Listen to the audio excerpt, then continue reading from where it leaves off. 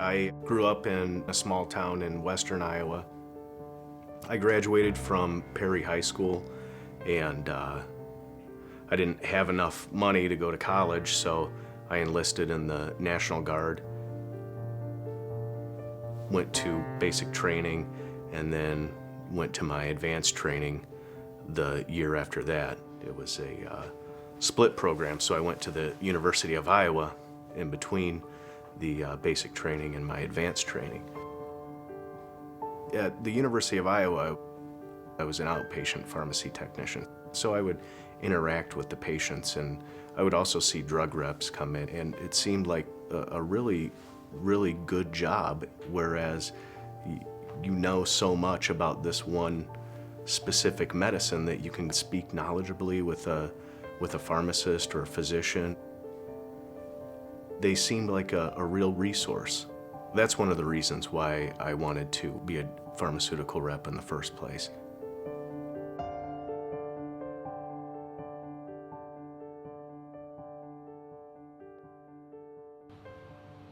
My name is Ken Nolan. I am a partner in the law firm of Nolan Auerbach, PA. We represent qui tam whistleblowers under the Federal False Claims Act. The False Claims Act is an enormously effective and powerful law, and it provides for powerful remedies on behalf of the federal government against contractors, companies, healthcare providers that choose to defraud the government. It provides a weapon that allows private citizens to take on the Goliaths, the fraudsters, by stepping into the shoes of the federal government, prosecuting the actions on behalf of the federal government, and receiving a reward for taking a risk both for their livelihoods and for their standing within the community. And at the end of the day, to the benefit of the federal government and the American taxpayer.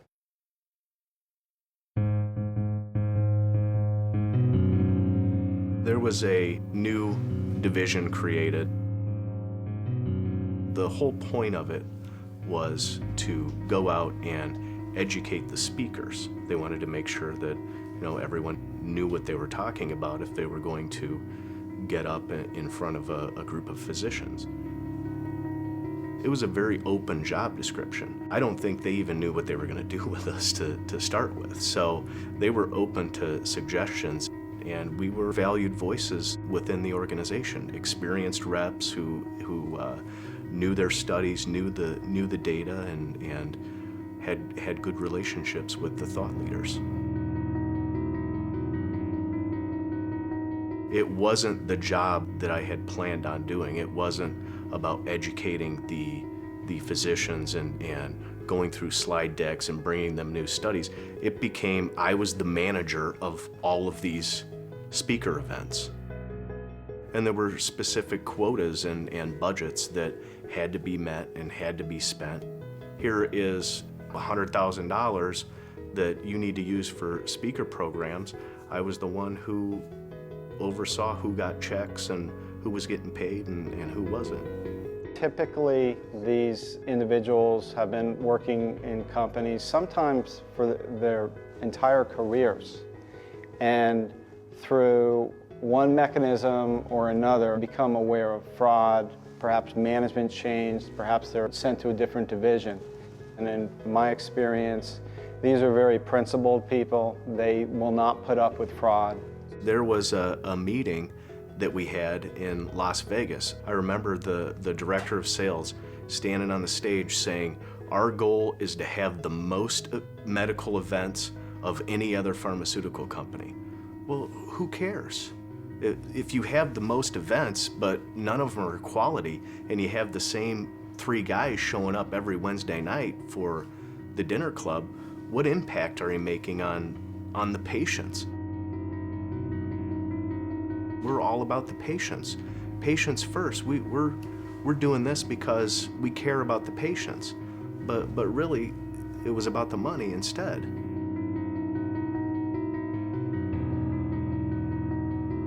My name is Marcella Auerbach. I'm partner at Nolan Auerbach. There are a number of kickback schemes that involve physicians where they are incentivized to write prescriptions for certain drugs.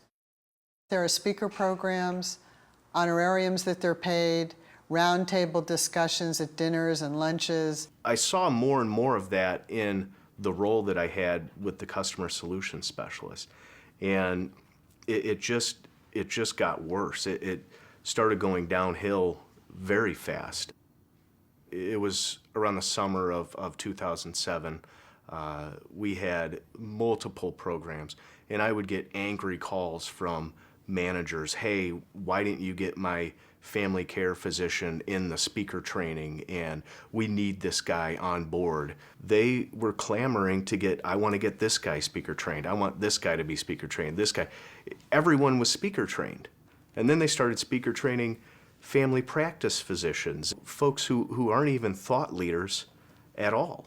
These are supposed to be well-respected specialists that go out and bring new pieces of information to the medical community.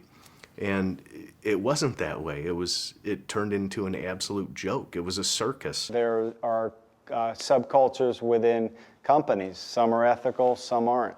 And we interface with the ones that aren't. You could have 3 events going on in the same town on the same night. This guy's speaking, this guy's speaking. Let's just get him a check. What they wanted us to do in our position is hold their feet to the fire to say, you're a thought leader on this. You need to get clinical experience with these products. You need to prescribe these drugs. And at that point, I just completely lost it. I didn't want to do the job anymore because it was inducement. It had turned into something that was a kickback for the physician, and part of my job was to hold that physician accountable for clinical experience. The reps would go in and say, hey, we'll get you 3 speaker programs, guarantee you 3 speaker programs, doctor, family practice, if you'll write our product for us. Physicians who are in positions to increase utilization, if they're not prescribing, they're not going to be on the other end of kickbacks. They need to be prescribing. The manager would look at the numbers and say, we gave Dr. X 4, 5, 6 programs over the past 8 weeks, and he's only written 18 prescriptions. Why is that? The manager would say this to the rep. They would say this to me. This guy needs to write more. When you're dealing with pharmaceutical companies who employ thousands of employees, how few step forward? Our clients, and we tell them early on, no matter what happens in their case, they're our heroes. I was personally just very distraught about what I was doing, what was going on.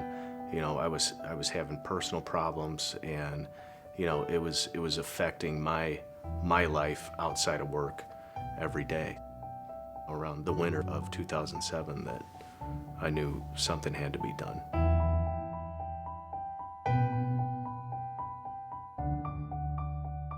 I was somewhat familiar with the fact that you could report the company for violations.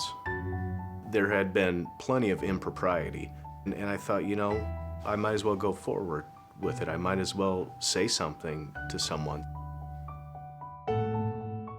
Exposing the fraud is a small part of what these courageous individuals do. They put a lot on the line to report. It's so much easier to do nothing. They are very concerned about patients. They just want to do something to make a difference. Looking back, I would do it again today. I would do the same thing, because I think that ultimately it's us, the employees, who need to watch out for the company, because that's our company. You know, it's not the CEO who gets $5 million, $10 million a year. The employees are the ones who make the whole thing run. Without the employees, nothing happens. So So, I believe that we do have that power to make our workplace better, to make our organizations better, to make our country better.